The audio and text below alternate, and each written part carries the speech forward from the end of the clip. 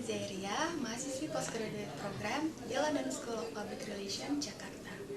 Saya akan coba memaparkan rencana penelitian saya yang berjudul Pola Komunikasi Kelompok dan Interpretasi Anggotanya Terhadap Penggunaan Jilbab, Studi pada Muslimah di Jakarta. Menurut data sensus penduduk Badan Pusat Statistik tahun 2010, tercatat jumlah penduduk Indonesia yang memeluk agama Islam kurang lebih sebanyak 207 juta jiwa. Jumlah tersebut setara dengan 87,18% dari total penduduk Indonesia. DKI Jakarta menempati urutan 6 besar dari 33 provinsi di Indonesia dengan jumlah pemeluknya kurang lebih sebanyak 8 juta. Meskipun sebagian besar masyarakat di Indonesia menganut agama Islam, namun kenyataannya pemakaian jilbab sebagai salah satu identitas yang melekat di dalamnya seringkali menjadi dilema di tengah masyarakat. Hal ini mungkin saja meskipun Indonesia memiliki jumlah umat muslim terbesar di dunia, pada faktanya Indonesia bukan negara Islam. Hal ini menyebabkan interaksi sosial di masyarakatnya melibatkan suku, budaya, agama yang berbeda. Ini berarti bahwa ada keberagaman kebiasaan, keyakinan, serta karakter yang berbeda pula. Kemudian, pelarangan penggunaan jilbab oleh institusi atau kelompok tertentu tidak serta-merta mendapatkan toleransi atas dasar latar belakang pluralisme tersebut. Pada kenyataannya, ketika terjadi pelarangan penggunaan jilbab, isu tersebut begitu sensitif serta akan mendapatkan respon yang begitu besar dari berbagai pihak di masyarakat.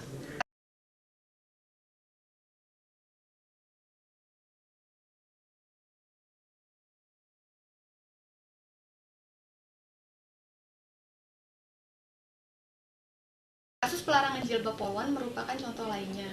Bahkan kasus ini mendapat tanggapan serius dari berbagai kalangan. Salah satunya adalah MUI, Majelis Ulama Indonesia, yang merupakan lembaga swadaya yang memiliki peranan penting bagi umat Islam di Indonesia yang akan membawa kasus larangan poluan berjilbab ke Mahkamah Konstitusi. Kumpulan berita tentang larangan penggunaan jilbab berikut merupakan bukti bahwa pelarangan jilbab merupakan isu menarik yang mendapat perhatian besar oleh publik.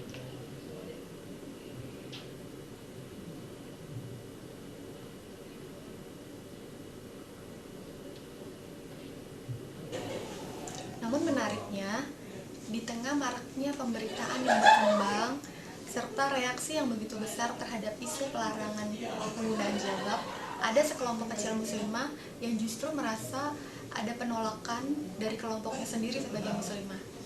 Salah satu contoh diantaranya adalah curhatan seorang mahasiswi di blog pribadinya yang berjudul "Dikucilkan karena aku tidak berjilbab".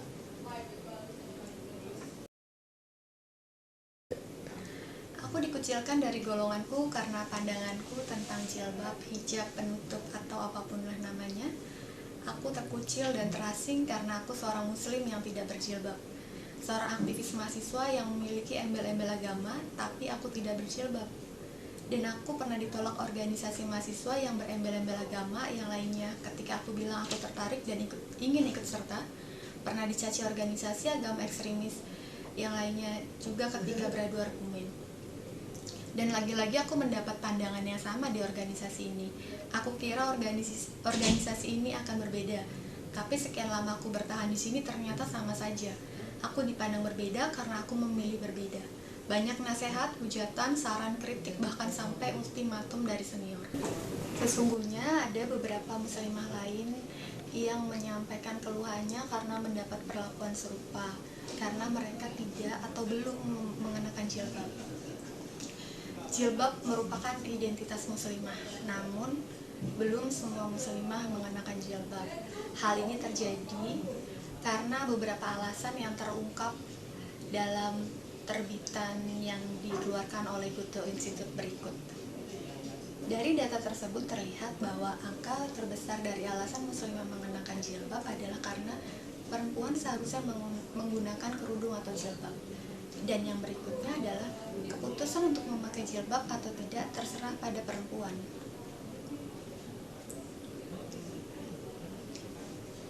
Berdasarkan latar belakang berikut, penelitian ini mengidentifikasi masalah sebagai berikut. Yang pertama, adanya anggapan antar individu yang merasa ditolak oleh kelompoknya. Yang kedua, meskipun memiliki keyakinan yang sama, setiap individu memiliki interpretasi yang berbeda untuk satu masalah yang sama.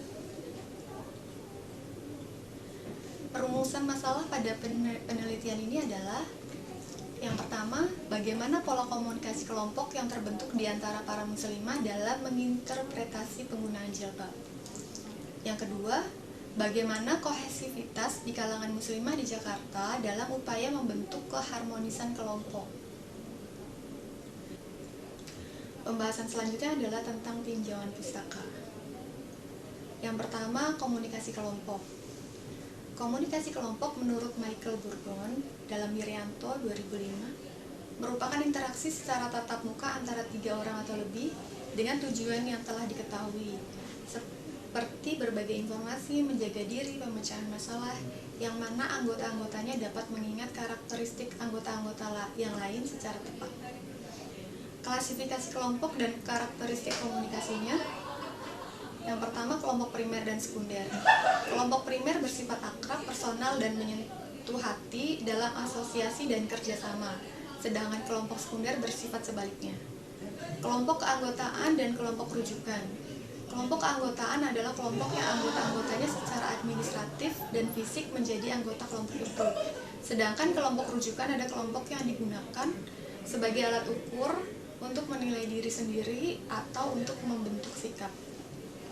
Berikut adalah tahapan dalam hubungan interpersonal yang secara signifikan terjadi juga pada komunikasi kelompok. Yang selanjutnya adalah komunikasi antar pribadi. Menurut Joseph Adavito dalam bukunya The Interpersonal Communication Book, komunikasi antar pribadi adalah proses pengiriman dan penerimaan pesan-pesan antara 2 orang atau di antara kelompok kecil atau di antara orang-orang dengan beberapa efek dan beberapa umpan balik seketika. Komunikasi pribadi pada dasarnya merupakan interaksi sosial antar individu dalam proses pertukaran informasi aktif yang bersifat langsung dan menimbulkan efek tertentu pada para pelakunya. Fungsi komunikasi adalah meningkatkan hubungan insan, menghindari dan mengatasi konflik-konflik pribadi, mengurangi ketidakpastian sesuatu, serta berbagi pengetahuan dan pengalaman dengan orang lain. Melalui komunikasi antar pribadi, individu dapat berusaha membina hubungan yang baik dengan individu lainnya, sehingga menghindari dan mengatasi terjadinya konflik-konflik di antara individu-individu tersebut. Kemudian, interpretasi. Menurut Alfred Scott, interpretasi merupakan proses aktif dalam menandai dan mengartikan tentang sesuatu yang diamati, seperti bacaan, tindakan, atau situasi, bahkan pengalaman apapun. Suatu interpretasi dapat merupakan bagian dari suatu presentasi atau penggambaran informasi yang diubah untuk menyesuaikan dengan suatu kumpulan simbol spesifik. Informasi itu dapat berupa lisan, tulisan, gambar, atau berbagai bentuk bahasa lainnya. Makna yang kompleks dapat timbul sewaktu penafsiran baik secara sadar ataupun tidak melakukan rujukan silang terhadap suatu objek dengan menempatkannya pada kerangka pengalaman dan pengetahuan yang lebih luas. Dan yang terakhir adalah kohesivitas. Kohesivitas di sini dapat diartikan sebagai fondasi di antara anggota kelompok yang membangun rasa saling memiliki. Kohesivitas didasari atas penerimaan oleh anggota kelompok atau tujuan grup sebagai tujuan mereka juga. Dalam Rumling, Grice dan Skinner 2011. Jika anggota kelompok tidak setuju dengan tujuan kelompoknya, maka sudah dapat dipastikan dia tidak akan tertarik untuk bergabung dalam perkumpulan apapun dalam kelompok tersebut. Kohesivitas mempengaruhi hasil akhir sebuah kelompok. Kohesivitas kelompok yang tinggi akan menghasilkan karakteristik positif dan membantu melaksanakan tujuan kelompok secara efektif. Sebaliknya, kohesivitas yang rendah akan mempengaruhi karakteristik yang membuat kurang efektif. Demikian pemaparan saya tentang rencana penelitian yang berjudul Pola Komunikasi Kelompok dan Interpretasi Anggotanya terhadap Penggunaan Jilbab studi pada muslimah di Jakarta. Tentunya penelitian ini banyak kekurangan dalam berbagai hal. Masukan-masukan dari teman-teman dan Pak Krino khususnya sangat saya harapkan agar penelitian ini bisa diterima dan dilanjutkan. Demikian dari saya, terima kasih, sampai jumpa.